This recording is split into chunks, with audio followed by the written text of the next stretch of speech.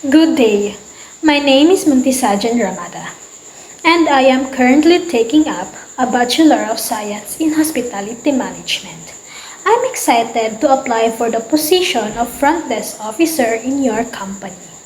I believe I'm a strong fit for this role because I am passionate about providing excellent customer service and creating a positive experience for guests.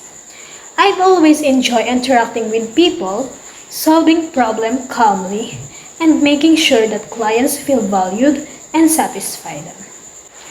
One personal value I live by is respect, treating everyone with kindness, no matter their background or status.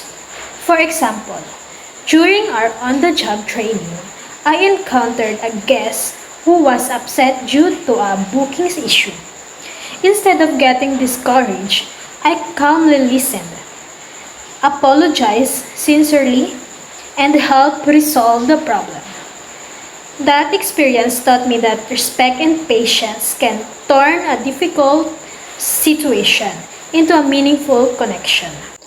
My key strengths include good communication skills, adaptability, and a strong sense of responsibility, which are essential in the hospitality industry.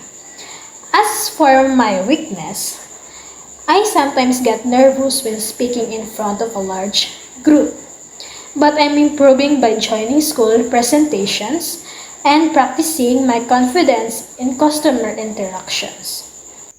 Thank you so much for considering my applications. I'm truly excited about the opportunity to be part of your team and contribute to your company's goal of providing outstanding guest service. I look forward to growing as a professional in this field. Thank you and have a great day.